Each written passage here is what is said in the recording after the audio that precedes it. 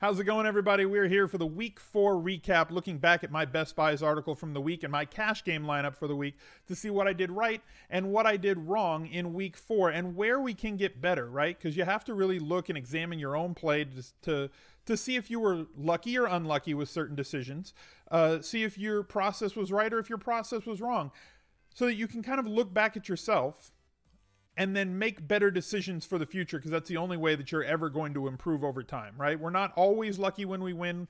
We're not always good when we win. We're not always bad when we lose, and we're not always unlucky when we lose. So the only way to actually improve is to take a good, hard, honest look at yourself after the emotions have gone by, and that's why I do this stream every single Monday. The chat is locked to subscribers only. If you want to get involved, please subscribe to the channel. Would appreciate that. If you're watching this video on YouTube or you're watching this video on Facebook, please subscribe to the YouTube channel, like the Facebook page, and give me one of those reactions. Let's see how many likes we can get on this video on both of those platforms. So without any further ado, let's jump right into the Best Buys column.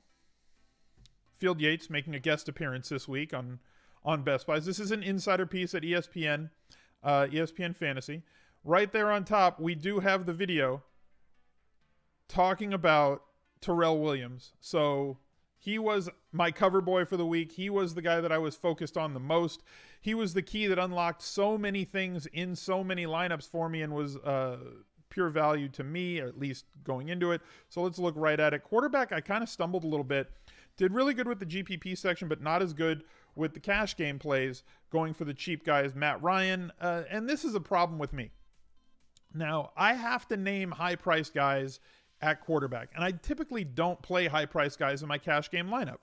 So I'll pick somebody like Brady or Ryan or somebody that's like 7K or above because I have to have one in the article. But I'll typically, these guys are GPP plays for me because, as you guys know, I spend down at quarterback in cash because it just opens up so much, and the spread between the points is not all that much between your top quarterback on the week and the 12th quarterback on the week is not that wide of a spread. So like the top quarterback this week had 31 and 37, and then like the next guys were like, that was a group between like 27, 26, 25, 24, 21, 22, 23.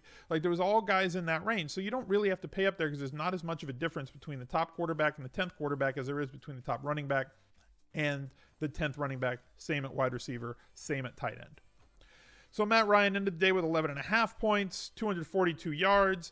Tyrod Taylor, very disappointing as well. Only threw the ball 20 times. I thought this was going to be a pace-up game for them, but with the LaShawn McCoy injury, as we're going to get to in a little bit, that kind of kept them from throwing the ball as much because their backup backs can't deal with catching the ball out of the backfield as much. Only 182 yards on 20 pass attempts. And Trevor Siemian, 11.26 points. Really disappointing day from him. All around. We're going to get into that as well in just a second. But Tyrod Taylor with 12.48 and Siemian with 11.26.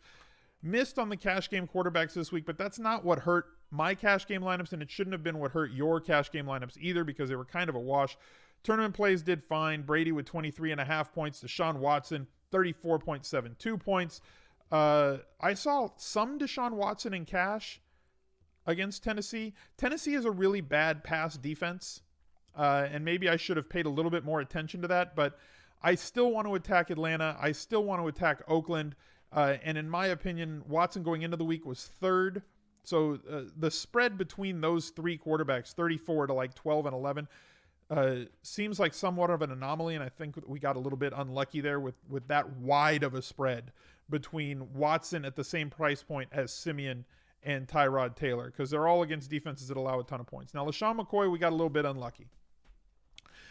LaShawn McCoy, even though he got injured, in the first half of the third quarter, had 20 carries for 76 yards, no touchdowns, 3 catches on 3 targets for 32 yards and no touchdown, broke 100 yards from scrimmage, had 13.8 fantasy points, and got hurt.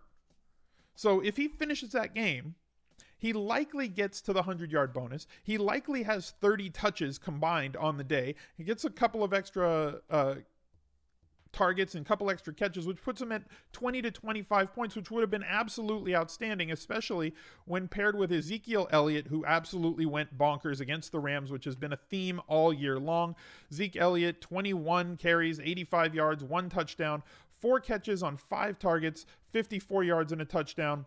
Both of them kind of lunging touchdowns for the pylon. Absolutely great effort from him. 29.9 points.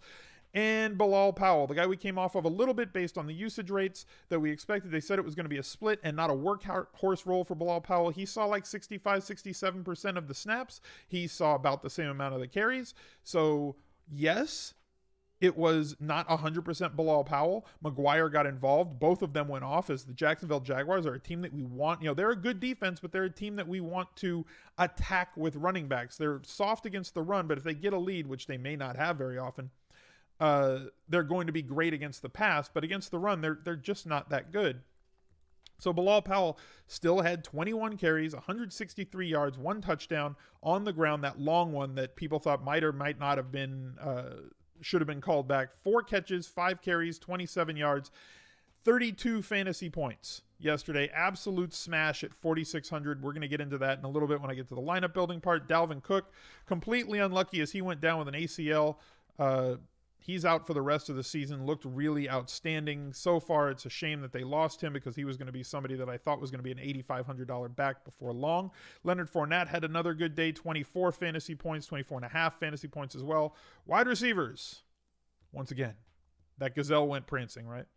Demaryius Thomas was a huge letdown, as was all of the Denver pass game. 1 catch, 5 targets, 11 yards, 2.1 points. This sunk a lot of my lineups. This sucked. Okay?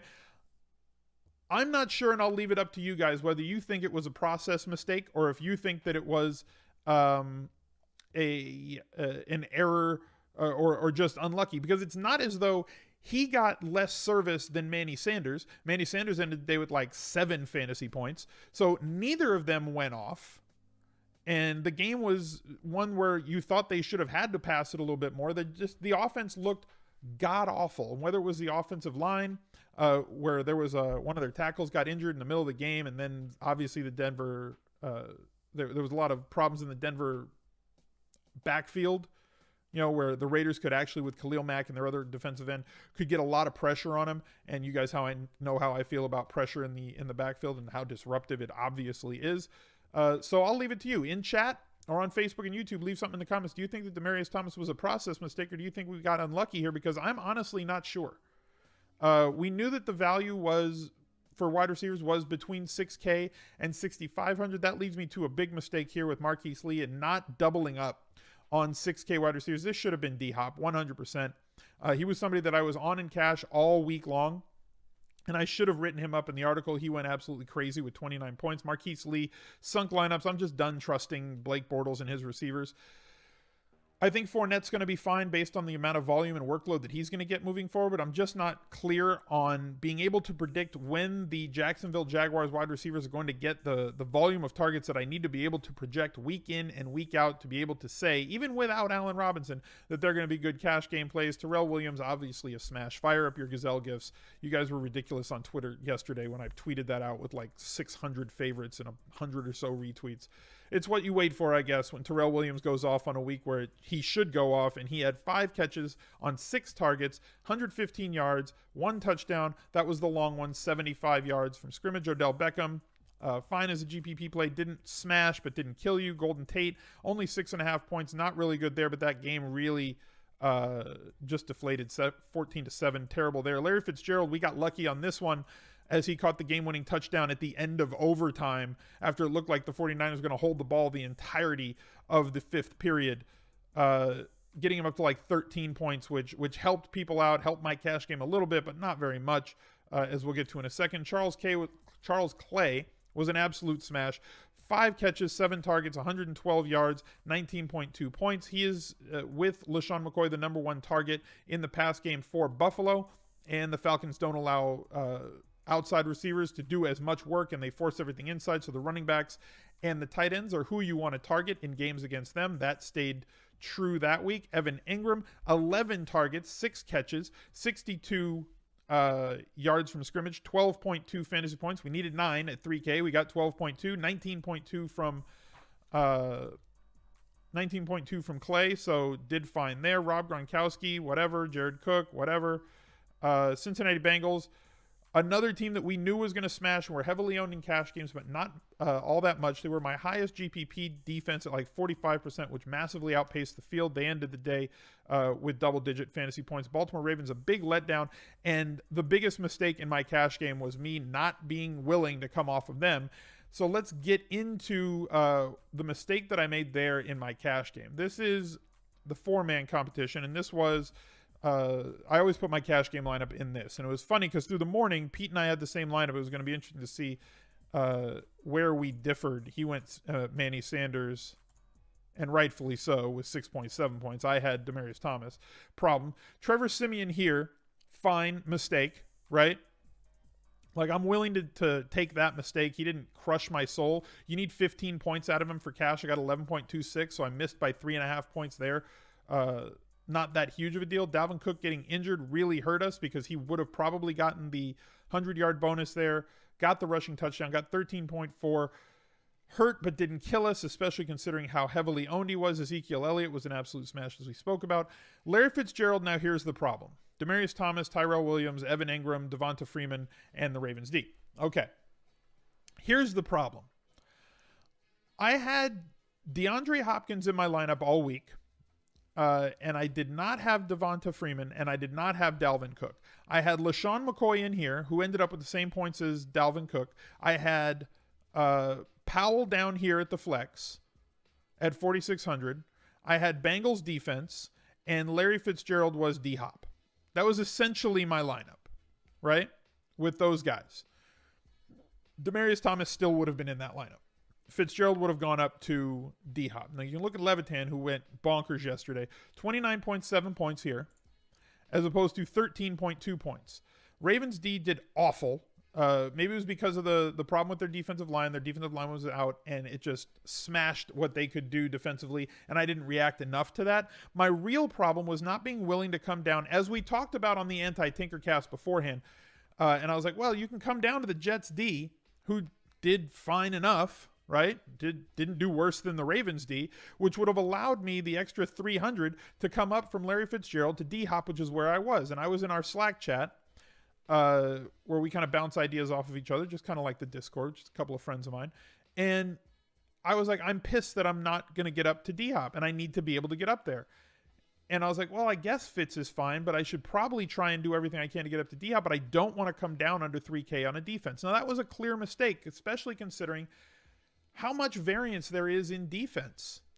Ravens were at home. Jets were at home. Jacksonville's is a troubled offense. Blake Bortles, high interception and turnover rate. Yes, they gave up a good amount of points, but who cares? Because you still had the same possibility, and obviously results-oriented, the Ravens didn't work out, but the point was I needed to have D-Hop based on his history against the Titans and how bad the Titans defense has been this year against the pass. So that was a massive problem for me, and we're going to see exactly how much it cost in just a second. Demaryius Thomas, again, I leave it to you. I think it was a good play. I think he's on the wrong side of variance so far this year. Hasn't seen, still seeing the amount of targets that he saw before, not seeing the same amount of red zone targets that he saw last year. With a quarterback in his second year in the system who looks a lot more comfortable this year, everybody else is catching touchdowns, but Demaryius Thomas hasn't gotten the looks. Tyrell Williams, obviously a smash. I think it was the right move to come off of Powell and go to Cook, which left me some extra coin to go to Freeman. I guess I could have gone to over Larry Fitzgerald here and come down off of Freeman to somebody like Fournette. Also would have worked, but that wasn't a route that I wanted to go. I think I could have gotten up to the Bengals as well, which would make me a lot more competitive and get to that 150-point target that I'm normally looking to get to. But the Larry Fitzgerald mistake is one that's going to stick with me. And I'm going to show you why, because it was a massive mistake. And I didn't join the 1K this week because they lowered the field and the rake was competitive with the 530. So I stayed in the 530, and like I don't want to play against 15 or 20 people in a 50-50 with that many big names. I want more people that can make mistakes. So it was a 50-man last week. It was like a 20-man this week for the big 1,060. It was like a 20-man this week. So I didn't join it.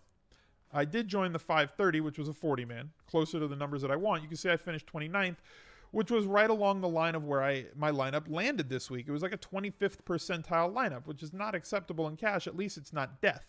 But we're going to discuss one of the things that we talk about every week. Is it better to enter head-to-heads or is it better to enter all 50-50s? There's risk on kind of both sides. iDrumHiller, thank you for the Twitch Prime sub.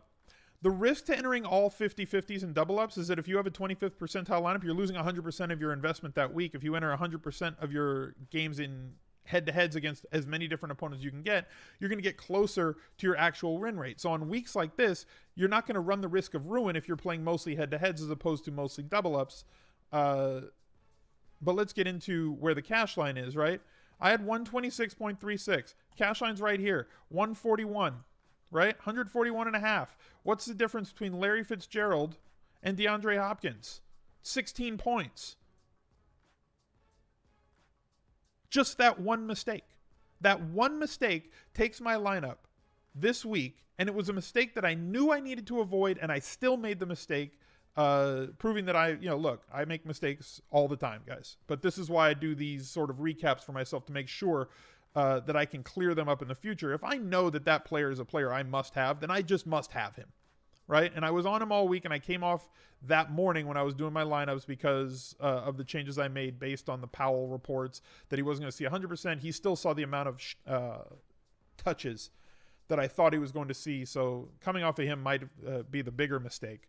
But not making sure I had Hopkins in there was a massive error on my behalf. And it cost me a 50 to 55th percentile lineup and left me at 20% or 25%, which made my head-to-head record on the week 37 of 125. Now, coming off of 3 straight weeks of 80 to 90% win rate in head-to-heads, I'm going to take the L in week 4 based on my own decision-making, right? So, like, it wasn't unlucky. I played bad. I made a bad mistake. And it cost me a week where in cash games, like tournaments, I did fine. Because my core, as you saw in Best Buys, just went ham. So when that happens, I'm going to do really well in tournaments. But I would have had a much higher floor week because even if I split my head-to-head games, whatever, I'm just churning rake. But I'm not losing any money as opposed to losing money in cash games this week and winning in GPPs. So overall, not a horrible week, but not a good week because of my big mistake in cash games. So that's my fault. I'll take the L. I know what I did wrong. I'm going to move forward with that and try to do better next week. Thank you guys for joining me this week on the Week 4 recap. We'll be back on Friday with the Q&A.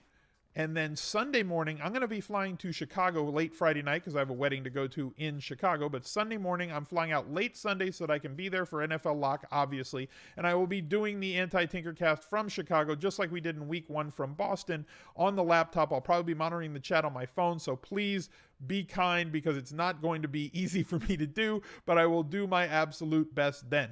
Until then, like the YouTube video, subscribe to the channel, like the Facebook page, smash those reaction emotes, and I appreciate you guys for being here. The support has been tremendous, and we will catch up to you on Friday. Bye.